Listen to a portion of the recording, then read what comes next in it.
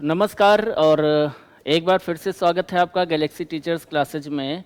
और मैं पुनः उपस्थित हूं आपके लिए एक छोटा सा गद्यांश लेकर सीटेट परीक्षा को दृष्टिगत रखते हुए संस्कृत भाषा के अंतर्गत।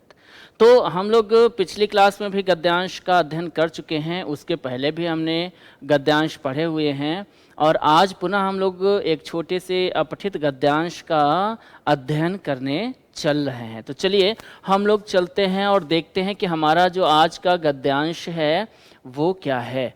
ठीक है, तो आज का जो हमारा गद्यांश है उसको हम लोग सबसे पहले पढ़ेंगे, है ना। सबसे पहले तो देखिए क्या है, निर्देश लिखा हुआ है और निर्देश क्या दिया हुआ है, निर्देश क्या लिखा हुआ है उसको समझते हैं। तो निर्देश है अधोलिखितम गद्यांशम पठित्वा तदाधारित प्रश्नानां विकल्पात्मक उत्तरेषु समुचितम उत्तरम चित्वा लिखत। अच्छा, हमको एक चीज़ और लग रही है, आज जो हमारी पीपीटी बनी हुई है, पीपीटी का रंग और हमारे परिधान का रंग एक समान दिख रहा है ना। खैर कोई बात नहीं। तो अधोलिखित गद्यांश को पढ़ करके उस पर आधारित जो प्रश्न हैं उन प्रश्नों के अंतर्गत जो विकल्प दिए गए हैं, विकल्पात्मक उत्तर जो हैं उनमें से उत्तर चुन करके हमें लिखना है। सबसे पहले तो हम लोग बात कर लेते हैं इस गद्यांश के भावार्थ की। हम लोग संक्षेप में इसका भावार्थ समझ लेते हैं। कस्मिंश्चिद अरण्ये वसति स्म कोपि सिंहः। कस्मिंश्चिद का मतलब है किसी, अरण्य का मतलब है अरण्य में अर्थात वन में। कस्मिंश्चिद अरण्ये अर्थात किसी वन में, वसति स्म, वसति मतलब रहता, स्म मतलब था, किसी वन में रहता था। कौन रहता था? कोपि सिंहः, कोई सिंह रहता था। किसी वन में कोई सिंह रहता था। पर्वतस्य गुहायाम सह दिवा अस्वपत।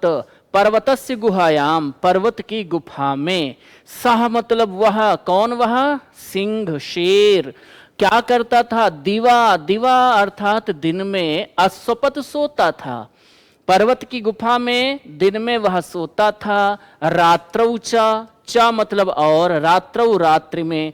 वने इतस्ततः परिभ्रमण, वन में इतस्ततः इधर उधर परिभ्रमण, घूमता हुआ, भ्रमण करता हुआ। पशून अभक्षयत, पशुओं का भक्षण करता था, पशुओं को खाता था। अभी तक हमने ये समझा कि किसी वन में कोई सिंह रहता था, कोई शेर रहता था और वह पर्वत की गुफा में दिन में सोता था और रात में जंगल में इधर उधर भ्रमण करके पशुओं को खाता था। कदाचित, कभी की बात है, प्रभूतम आहारम कृत्वा, प्रभूत आहार करके, प्रभूत का मतलब होता है प्रचुर मात्रा में, प्रचुर मात्रा में। अर्थात देखिए, एक शब्द होता है पर्याप्त और एक होता है प्रचुर। एक क्या होता है? पर्याप्त, और एक क्या होता है? प्रचुर। पर्याप्त का मतलब होता है आवश्यकता के अनुसार जो हो वो पर्याप्त है। प्रचुर मतलब है आवश्यकता से जो अधिक हो। तो क्या हुआ, एक बार की बात है कि प्रभूतम आहारम कृत्वा, प्रभूत आहार करके मतलब प्रचुर मात्रा में आहार करके जब भूख से अधिक खा लिया जाता है तो क्या आ जाता है? आलस से आ जाता है, नींद आने लगती है। तो एक बार की बात है, प्रचुर मात्रा में आहार करके अयम सिंह, यह शेर, कस्यचित वृक्षस्य छायायाम सुखेन अस्वपत, किसी वृक्ष की छाया में, सुखेन मतलब सुखपूर्वक, अस्वपत सो रहा था। ततः तभी क्या हुआ, बहवह मूषकाः बिलात निर्गत्य, बहुत सारे चूहे बिल से निकलकर सानंदम आनंद पूर्वक, सिंह से शरीरे अनृत्यन, सिंह के शरीर पर नृत्य करने लगे। कहाँ करने लगे? इतस्ततः, इधर उधर नृत्य करने लगे, दौड़ने लगे, नाचने लगे। तेन पीड़ितः, उनके द्वारा पीड़ित होकर के, जब वो नाचने लगे, शरीर पर इधर उधर नाचने दौड़ने लगे, कूदने लगे, तो उनके नृत्य से शेर पीड़ित हुआ। और तेन पीड़ितः सिंहः प्रबुद्धः अभवत, उनके द्वारा पीड़ित होकर के शेर प्रबुद्धः अभवत, प्रबुद्ध हो गया, जग गया।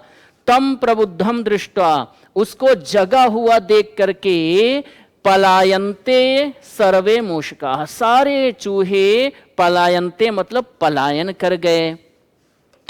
बिलम, कहां पलायन कर गए? अपने बिल में चले गए, बिल को पलायन कर गए।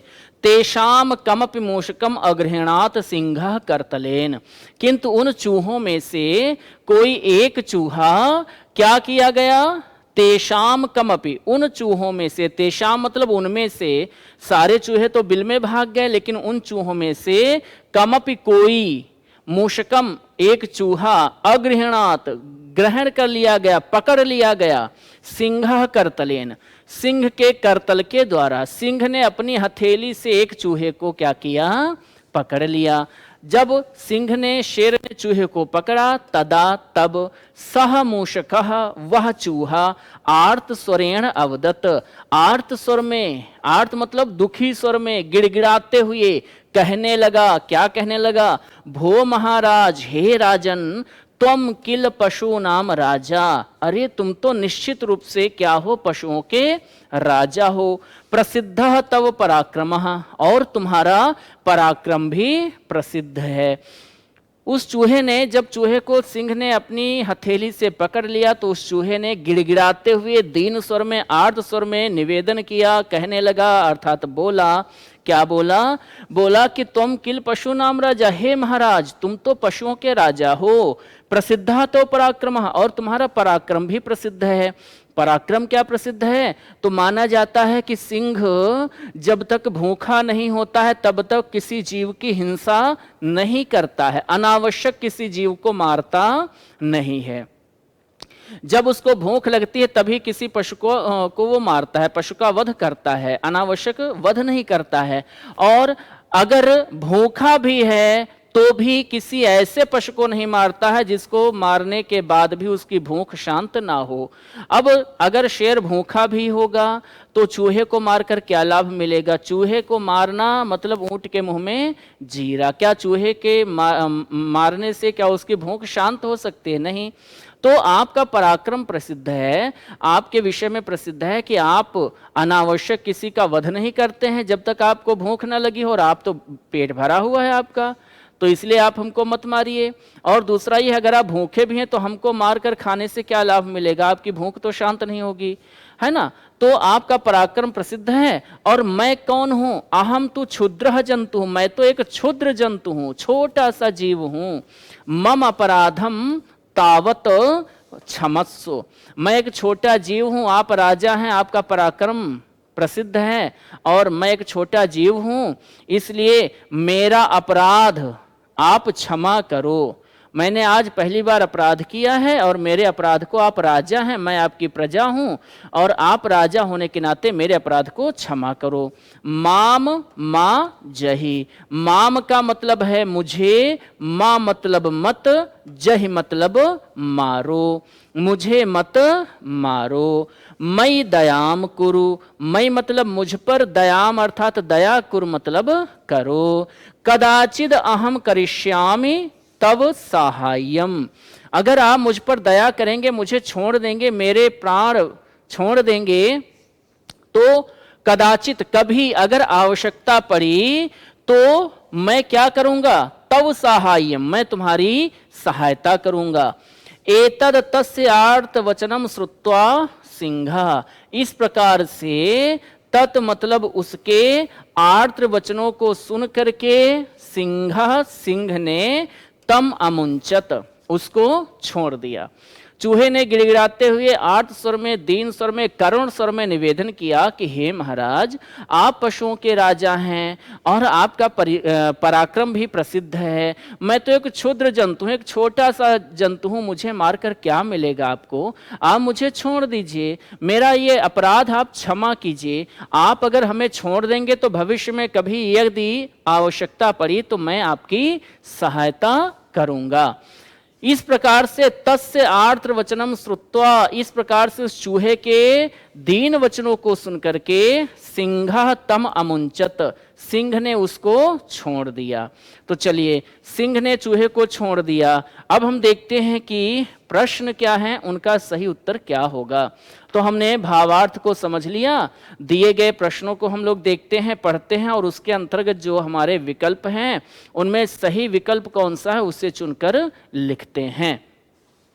पहला प्रश्न है मूषकाः कुतः निर्गच्छन्ति स्म। मूषकाः मतलब चूहे, कुतः मतलब कहां से, निर्गच्छन्ति स्म निकले थे। चूहे कहां से निकले थे? वृक्ष मूलात पेड़ की जड़ से निकले थे, वनात वन से अर्थात जंगल से निकले थे, गुहात मतलब क्या गुफा से निकले थे, या फिर बिलात। तो कहां से निकले थे चूहे ये आपको बताना है। और अभी अभी हमने गद्यांश को पढ़ा तो उसमें हमने देखा कि चूहे कहां से निकले थे, बिल से निकले थे। और जब पलायन भी किया तो कहां को पलायन किया, कहां भाग गए, बिल में भाग गए थे, है ना।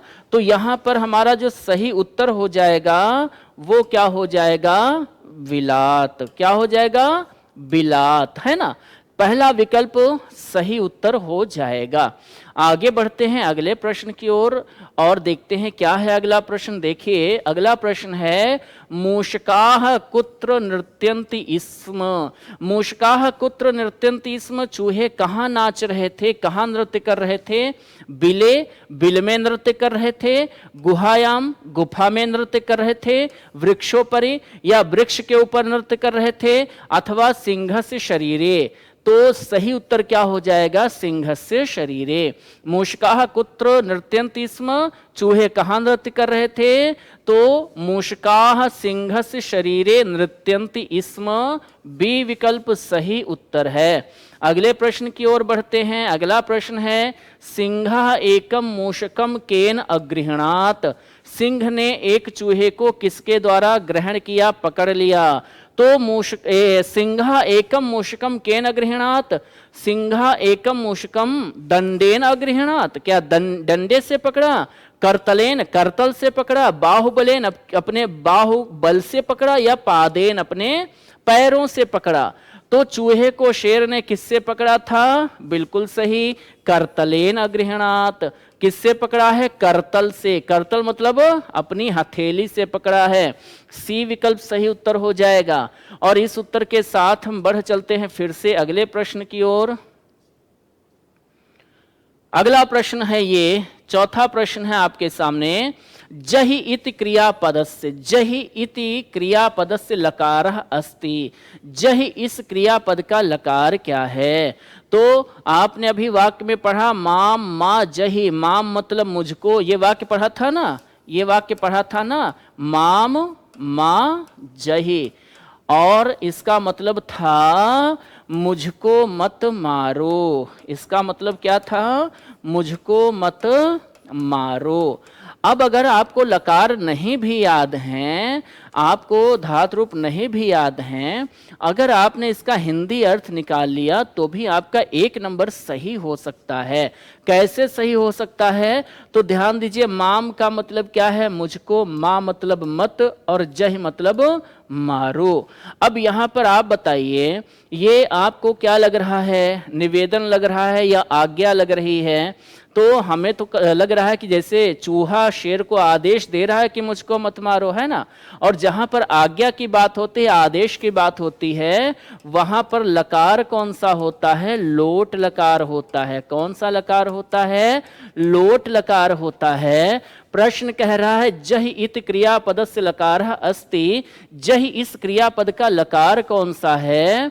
तो आपका सही उत्तर क्या हो जाएगा? लोट लकारः। ठीक है, लोट लकार ये आपका सही उत्तर हो जाएगा। आगे बढ़ते हैं, अगले प्रश्न को देखते हैं क्या है। कस्मिंश्चिद अरण्ये पदस्य संधि विच्छेदः अस्ति।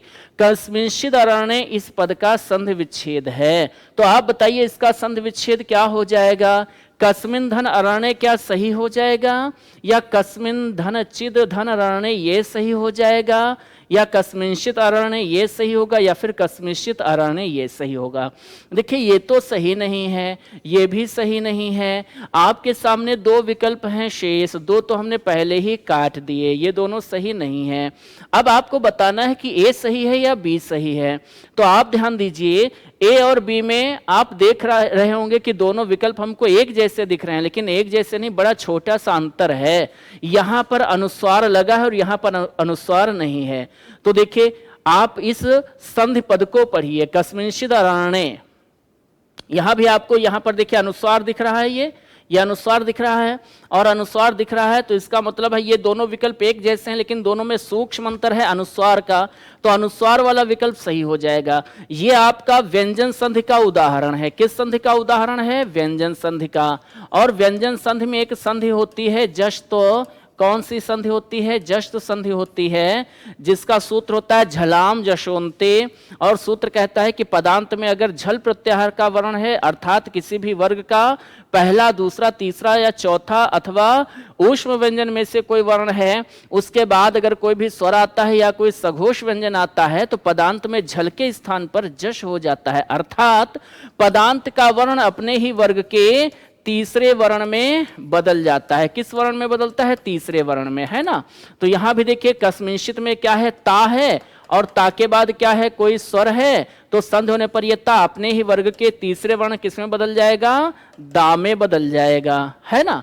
लेकिन ता यहां भी है, यहां भी है, आ यहां भी, यहां भी। फिर अंतर कैसे करेंगे कि दोनों में सही कौन सा है? तो ये जो अनुस्वार आपको दिख रहा है, ये दिख रहा है ना सबको अनुस्वार, ये अनुस्वार ही बताएगा कि सही विकल्प कौन सा है। तो आपका सही उत्तर क्या है? बी विकल्प सही है। कस्मिंश्चित धन अरण्ये, ये आपका सही संधि विच्छेद है इस पद का, और बी विकल्प सही उत्तर हमें मिल चुका है। इसलिए हम पुनः बढ़ते हैं अगले प्रश्न की ओर। अगला प्रश्न क्या है उसको देखते हैं। अगला प्रश्न है मई इति पदे विभक्ति अस्ति। मई इति पदे विभक्ति अस्ति, अर्थात मई इस पद में विभक्ति कौन सी है? संबोधन है क्या? तो देखिए संबोधन कोई विभक्ति तो होती नहीं है। संबोधन में संबोधन कोई विभक्ति नहीं है, बल्कि संबोधन में अगर विभक्ति होती है तो वो कौन होती है? प्रथमा होती है ना। ये संबोधन किसी विभक्ति का नाम नहीं है, संबोधन किसी विभक्ति का नाम नहीं है। और हमसे पूछा गया है विभक्ति का नाम, तो ये चौथा विकल्प तो पहले ही गलत हो गया। पंचमी है नहीं, तृतीया है नहीं, फिर है यहां पर कौन सी विभक्ति? सप्तमी है। कौन सी विभक्ति है बोलिए? सप्तमी है। आपका बी विकल्प सही उत्तर हो जाएगा। अगले प्रश्न की ओर बढ़ते हैं। सातवां प्रश्न आ रहा है आपके सामने, आपके मोबाइल की स्क्रीन पर आ चुका है सातवां प्रश्न। सिंह केन पीड़ितः आसीत। क्या है प्रश्न? सिंह केन पीड़ितः आसीत। सिंह केन मतलब किसके द्वारा? पीड़ितः आसीत, पीड़ित हुआ था। सिंह किसके द्वारा पीड़ित हुआ? परेशान हुआ। किसने शेर को परेशान किया? मूषकाणाम नृत्येन, शेर जो था वो चूहों के नृत्य से पीड़ित हुआ, परेशान हुआ। धावनेन, दौड़ने से परेशान हुआ। मूषकेन, चूहों से परेशान हुआ। या बुभुक्षया, भूख से परेशान हुआ। तो देखिए भूखा तो था नहीं, उसने अभी प्रचुर मात्रा में आहार किया था, तो भूखा तो था नहीं, इसलिए ये गलत है। चूहों से परेशान हुआ था, ये सही हो सकता है। दौड़ने से परेशान नहीं हुआ, ये भी सही नहीं है। अब ध्यान दीजिए, दो विकल्प तो हमने काट दिए, दो विकल्प आपके सामने लिखे हुए हैं, दोनों में सही कौन सा हो जाएगा? तो देखिए चूहों के द्वारा परेशान हुआ या चूहों के नृत्य से परेशान हुआ, ये आपको देखना है। तो अभी हमने जब गद्यांश को पढ़ा था, उसके अर्थ को समझा था, तो वहां हमने पढ़ा था कि चूहों के नृत्य से वह सिंह जो है पीड़ित हुआ। तो यहां पर मूषकेन ना होकर के क्या हो जाएगा? मूषकाणाम नृत्येन। ए विकल्प आपका सही उत्तर हो जाएगा। कौन सा उत्तर सही है? ए विकल्प सही है। मूषकाणाम नृत्येन, मूषकों के, चूहों के नृत्य से सिंह परेशान हुआ था, पीड़ित हुआ था। इस प्रश्न का सही उत्तर मिल चुका है। तो हम बढ़ते हैं अगले प्रश्न की ओर। निर्गत इति पदे प्रत्यय अस्ति। देखिए प्रत्यय का प्रश्न आपके सामने आ गया। निर्गत्य इति पदे प्रत्यय अस्ति, आपको बताना है कि निर्गत्य इस पद में प्रत्यय कौन सा है। तो क्या अक्त्वा प्रत्यय है या फिर तुमुन है, अक्त प्रत्यय है या फिर ल्यप है। पिछली कक्षाओं में हम लोगों ने प्रत्यय पढ़े, प्रत्यय की हमने बात की, तो वहां हमने समझा था कि जहां पर अंत में त्वा शेष हो वहां पर तो अक्त्वा प्रत्यय होगा, जहां पर अंत में तुम शेष हो वहां पर तुमुन प्रत्यय होगा, जहां पर अंत में त शेष हो वहां पर अक्त प्रत्यय होगा। लेकिन निर्गत्य में हम देख रहे हैं, निर्गत्य जो हमारा प्रश्न है, जो पद है निर्गत्य, इसमें ना तो अक्त्वा शेष है, ना तुम शेष है, ना ता शेष है। और जब ये शेष नहीं है तो फिर ये प्रत्यय होंगे नहीं, ना तो अक्त्वा प्रत्यय होगा, ये भी गलत है, ये भी गलत है और ये भी गलत है, ये तीनों गलत हैं। फिर सही उत्तर क्या है? तो एक ही विकल्प आपके सामने शेष है और वो क्या है? ल्यप प्रत्यय। आपको पता है ल्यप प्रत्यय हमारा कैसा प्रत्यय है? पूर्वकालिक प्रत्यय है, पूर्व काल की क्रिया बनाता है, इसके द्वारा बने हुए पद सदैव अव्यय होते हैं। और ये ल्यप प्रत्यय कहां प्रयुक्त होता है? देखिए, हम अक्त्वा और ल्यप ये दोनों प्रत्यय पढ़ चुके हैं और दोनों के विषय में हमने समझा था दोनों हमारे कैसे प्रत्यय हैं, तो पूर्वकालिक प्रत्यय हैं। कैसे प्रत्यय हैं बोलिए? पूर्वकालिक प्रत्यय हैं। अक्त्वा प्रत्यय लगता है शुद्ध धातु के साथ और ल्यप प्रत्यय कहां लगता है? जहां पर धातु के पहले कोई उपसर्ग जुड़ जाता है। जब धातु के पहले उपसर्ग जुड़ जाता है तब हम अक्त्वा प्रत्यय का प्रयोग ना करके किसका प्रयोग करते हैं? ल्यप प्रत्यय का। यहां पर ध्यान दीजिए, निरुपसर्ग पूर्वक धातु कौन सी है? गम धातु है और यहां पर प्रत्यय कौन सा है? ल्यप प्रत्यय है। तो सही उत्तर हमारा क्या हो जाएगा? ल्यप। ठीक है। और ल्यप प्रत्यय की पहचान है कि इसमें धातु से पहले उपसर्ग होता है और अंत में शेष क्या बचता है? या शेष बचता है। तो आपका पहला विकल्प यहां पर सही उत्तर हो जाएगा, ल्यप प्रत्यय आपका सही उत्तर हो जाएगा। आगे हम लोग बढ़ते हैं अगले प्रश्न की ओर और हमारा अगला प्रश्न आ रहा है आपके मोबाइल की चमचमाती हुई स्क्रीन पर। अत्र तत्र इत्यर्थम किम अव्यय पदम प्रयुक्तम। अत्र तत्र इत्यर्थम इस अर्थ में, अत्र तत्र इस अर्थ में। तो पहले तो हम देखें कि अत्र और तत्र का अर्थ क्या होता है।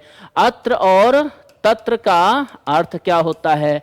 अत्र मतलब यहां और तत्र मतलब वहां, अर्थात यहां वहां, यहां वहां। इस अर्थ में किम पदम, किम अव्यय पदम प्रयुक्तम, प्रयुक्त हुआ है। अत्र तत्र इस अर्थ में कौन सा अव्यय पद प्रयुक्त हुआ है, यह पूछा जा रहा है। कदाचित का मतलब होता है कभी, तो ये तो हो नहीं सकता। मां का मतलब होता है मत, किल का मतलब होता है निश्चित रूप से, है ना, या निश्चित।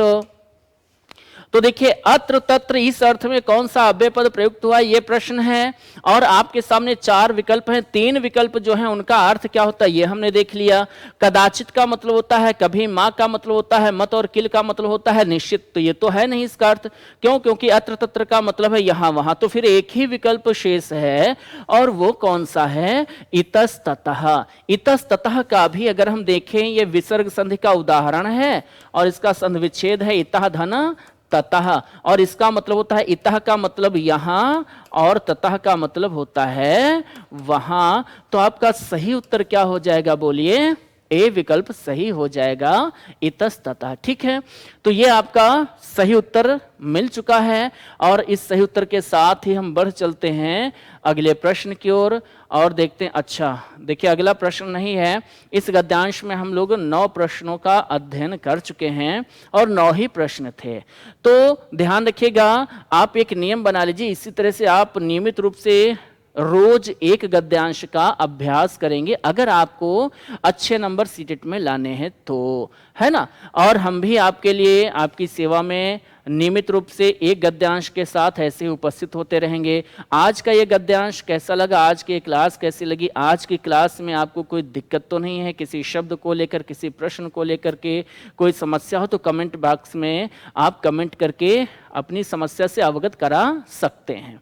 और हम इसी प्रकार से एक महत्वपूर्ण गद्यांश के साथ उपस्थित होंगे अगली क्लास में।